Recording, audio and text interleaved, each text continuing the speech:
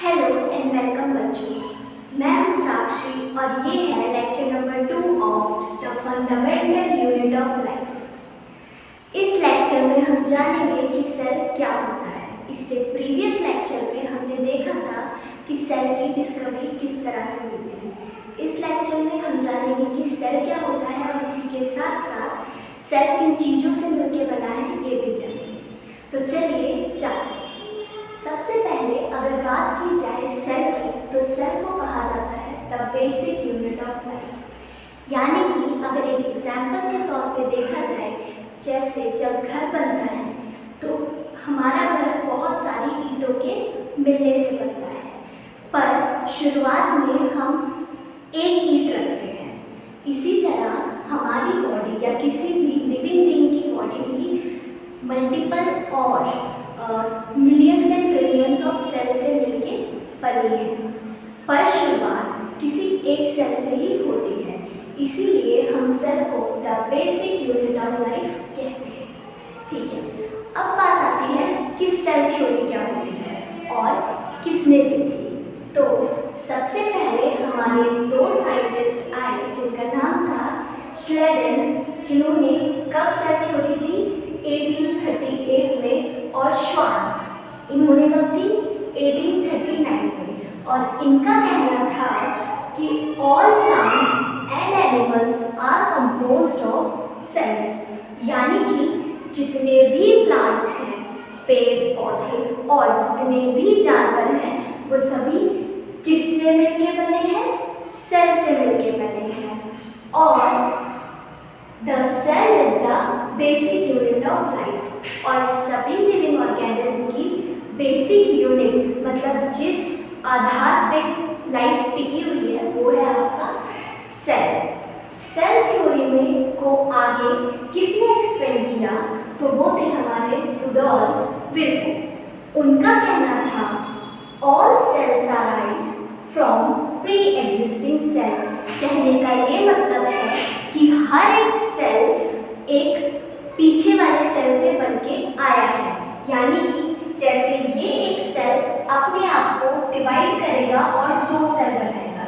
अब cell division अपने आप में एक बहुत बड़ा प्रोसेस है, जो कि हम जब सेल डिवीजन पढ़ेंगे तब जानेंगे। अभी के लिए सिर्फ आप ये याद रखिए कि रुडोल्फ विर्को ने सेल थ्योरी को एक्सपेंड करते हुए क्या कहा कि all cells arise from pre existing cells, मतलब सभी सेल्स, मतलब हमारी या किसी भी लिविंग ऑर्गेनिज्म की जो बॉडी है, जो बहुत सारे सेल से मिलकर बनी है, वो कभी ना कभी सिर्फ एक सेल से ही वो सभी बहुत सारे सेल्स बने हैं।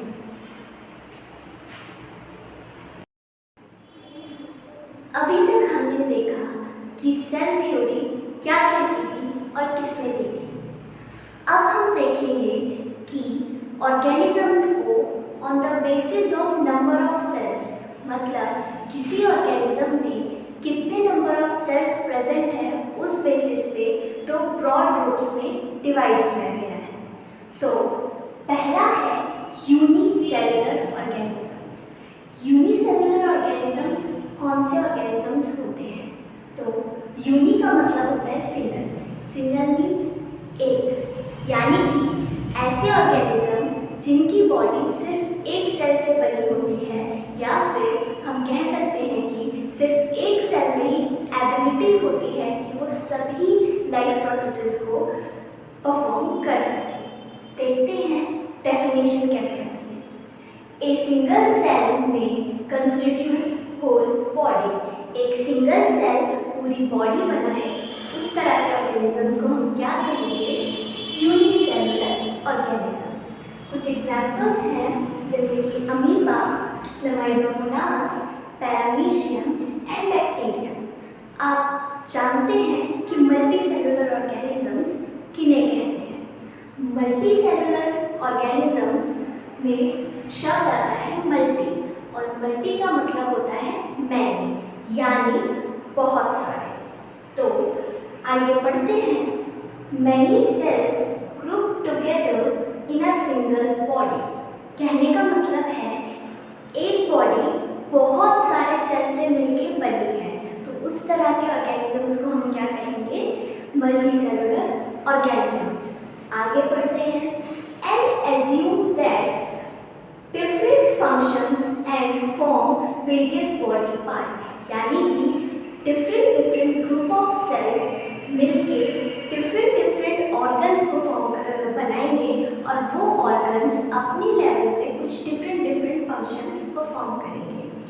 मल्टीसेलुलर ऑर्गेनिजम्स हम फंगी, प्लांट्स या एनिमल्स को कहते हैं. अभी तक हमने देखा कि यूनिसेलुलर और मल्टीसेलुलर ऑर्गेनिज्म के बीच में क्या डिफरेंस होता है. अब यहाँ पे आपको डिफरेंट सेल टाइप्स की फिगर्स दिए हुए हैं. जैसे कि अगर हम बात करें किसी एक ऑर्गेनिजम्स में ही डिफरेंट पार्ट के जो सेल्स हैं वो डिफरेंट शेप के और साइज के हो सकते हैं. जैसे कि ये सभी आपको सेल्स दिए गए हैं ह्यूमन बॉडी के.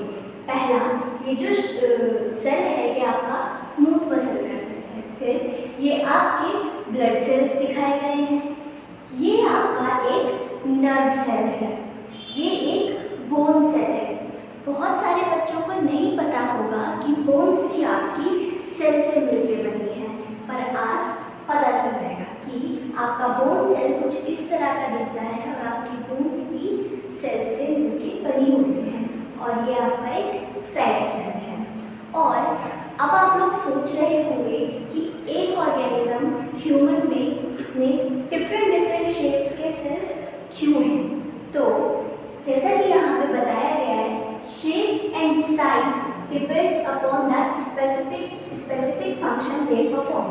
कहने का मतलब ये है कि हर सेल में जितने भी सेल दिखाए गए हैं इस हर सेल का एक डिफरेंट फंक्शन होगा. इसीलिए इन सभी की साइज और शेप भी अलग है. अभी तक हमने देखा कि शेप और साइज ऑफ सेल उसके पर्टिकुलर फंक्शन पे डिपेंड करता है. बट हो सकता है कि किसी सेल की शेप डिफाइंड हो या किसी सेल की शेप डिफाइंड या फिर कुछ फिक्स्ड शेप हो ही ना. जैसे कि एक बहुत अच्छा एग्जाम्पल है अमीबा का. अमीबा की शेप चेंजिंग होती है, मतलब कोई फिक्स्ड शेप नहीं होती. वहीं दूसरी तरफ अभी लास्ट स्लाइड में हम देख के आए हैं कि नर्व सेल की जो शेप होती है वो एक टिपिकल शेप होती है, लाइक एक फिक्स्ड डिफाइंड शेप होती है, बट अमीबा की नहीं होती. तो आगे चलते हैं. अगर हम बात करें मल्टी सेलुलर ऑर्गेनिजम्स की, तो मल्टी सेलुलर ऑर्गेनिजम्स में हमें डिविजन ऑफ लेबर देखने को मिलता है. इसका क्या मतलब है? मतलब है different parts of human body perform different function.